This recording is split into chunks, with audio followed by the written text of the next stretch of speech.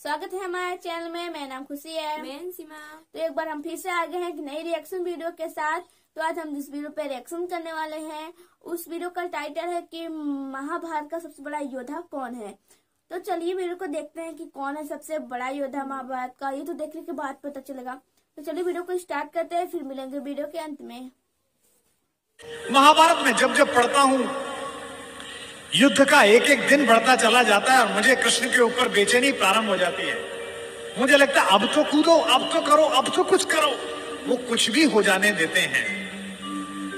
जब नारायण श्रीहरि ऊपर से नीचे चले, राम के अवतार के बाद मर्यादा पुरुषोत्तम बड़े ठाकुर के अयोध्या से विदा होकर साकेत पहुंचने के बाद ये योजना बनी कि अब छोटे ठाकुर को नीचे भेजा जाए, तो सारे देवी देवता, सारे नक्षत्र भी पृथ्वी पर चलने के लिए आतुर हुए।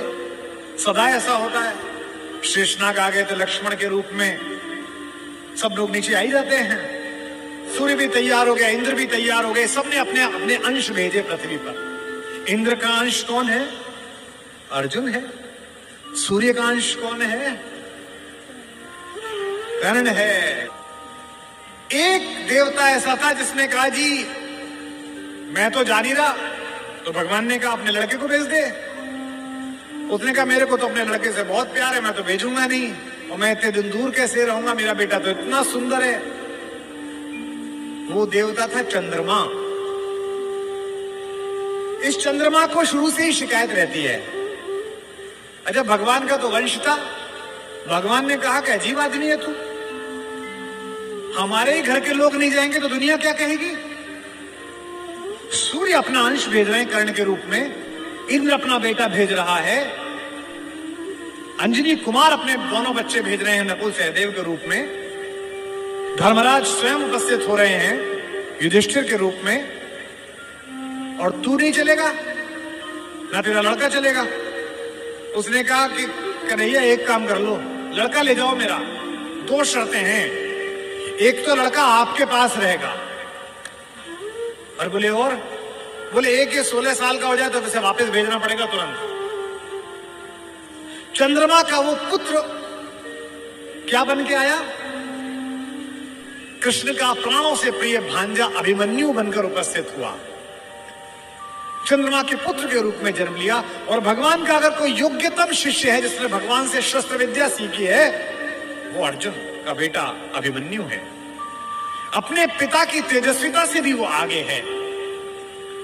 इस समय दुनिया की आईवीएफ लैब्स ये बता रही हैं कि प्रसव के काल में जो कुछ सुना पढ़ा गया है उसका बच्चे पर असर पड़ता है।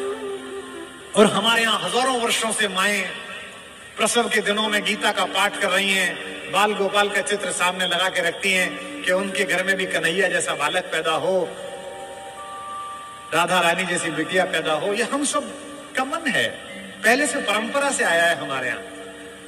तो चंद्रमा ने अपने पुत्र को अभिमन्यु बनाकर भेजा। एक दिन ऐसा आया महाभारत के युद्ध में जब योजना पूर्वक कुरुक्षेत्र के मैदान से खींचकर अर्जुन को अलवर की तरफ ले जाया गया, मत्स्य प्रदेश की तरफ, विराट की नगरी की तरफ। अर्जुन युद्ध की सीमा क्षेत्र के बिल्कुल आखिरी हिस्से पर पहुंच गया, जहां से सूर्यास्त से पहले लौटना संभव नहीं था। अब ये पांडवों के शिविर में चर्चा का विषय बना कि ये जो चक्रव्यूह सजा दिया गया इसे तोड़ेगा कौन? किसी को नहीं आता तोड़ना, इसमें घुसना ही नहीं आता, केवल अर्जुन को आता है। तब अभिमन्यु ने कहा कि ताऊ जी मुझे इसमें घुसना आता है, क्योंकि जब पिताजी मां को ये बात सिखा रहे थे तो मैं गर्भ में था और मैंने ये विद्या सीखी थी।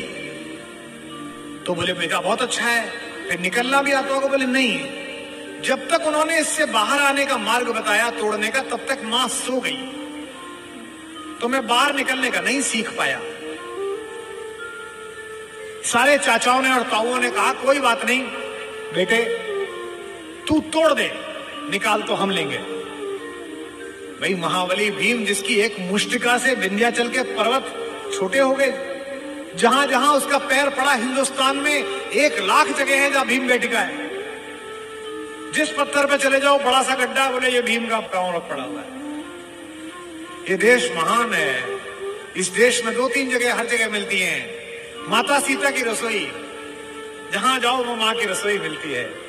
क्या बढ़िया प्रतीक शास्त्र है। दुनिया के 44 देश घूम लिए, इसी क्षण भी अगर भगवान वापस बुलाए और ऊपर बुला के पूछे कि तेरे सत्कर्मों के कारण तुझे देश चुनने का अवसर दिया जाता है, तो मैं दुनिया के सारे देश छोड़कर फिर यही चुनूंगा जहां की मिट्टी में गोपाल लेटा है, जहां के पर्वत पर्वत पर हमारी मां ने भोजन बनाकर उन पर्वत श्रृंखलाओं को तपस्या का केंद्र बना दिया है, जिसके रेणु रेणु पर अपने चरण रखकर राघवेंद्र सरकार भगवान श्री राम मर्यादा पुरुषोत्तम ने और लीलाधर योगेश्वर कृष्ण ने जिसे चंदन बना दिया है। भगवान चुप रहे, किसी ने उनकी सलाह न ली। सेनापति दृष्टद्युम्न थे, द्रुपद पुत्र। सेनापति ने योजना की कि कोई बात नहीं बेटा। मामा ने भांजे को आज्ञा दी कि कोई बात नहीं, तू चला जा इसके अंदर और हम सब तुझे निकाल लेंगे। इतिहास गवाह है, तारीख गवाह है कि अभिमन्यु ने उस चक्रव्यूह को तोड़ा और चक्रव्यूह के दूसरे चक्र में ही पांडवों की सेना को बाहर कर दिया गया और चक्रव्यूह में वो अकेला रह गया। क्या लड़ा, अद्भुत युद्ध हुआ। सुनते हैं कि इंद्र माताली से, जो उसका सारथी है, जो उसका ड्राइवर है, उससे बोला कि रथ लेकर चलो। उसने कहा अभी तो दिन पूरा चढ़ा हुआ है, मैं कैसे आऊं? उसने कहा देखने आओ कि युद्ध कितना सुंदर हो रहा है। अभिमन्यु जिस दिन जा रहा था लड़ने के लिए, उसने सबके पैर छुए। युधिष्ठिर ने कहा जीते रहो मेरे लाल। धृष्टद्युम्न ने कहा जीते रहो मेरे बेटे। चाचाओं ने, नकुल ने, सहदेव ने गले लगा लिया अपने भतीजे को और कहा जीते रहो। जब उसने मामा के पैर छुए, कृष्ण के पैर छुए, तो कृष्ण का यशस्वी भाव।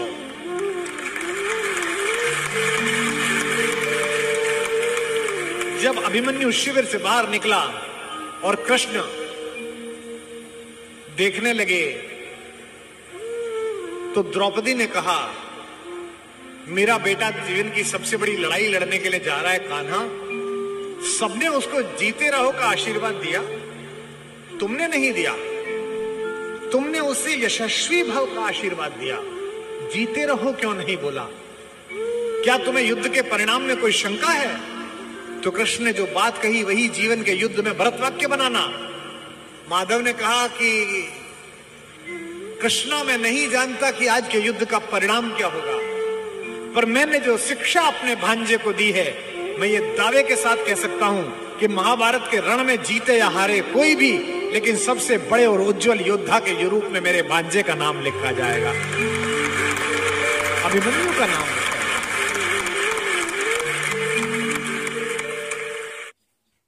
तो फ्रेंड्स, हमने वीडियो देखा, हमें वीडियो बहुत अच्छा लगा। आपको हमारा वीडियो कैसा लगा? अगर आपको हमारा वीडियो पसंद आया तो हमारे वीडियो को लाइक कीजिएगा। अगर आप हमारे चैनल पर नए हैं तो हमारे चैनल को सब्सक्राइब कीजिएगा। तो फिर मिलते हैं किसी और वीडियो में, तब तक के लिए बाय बाय।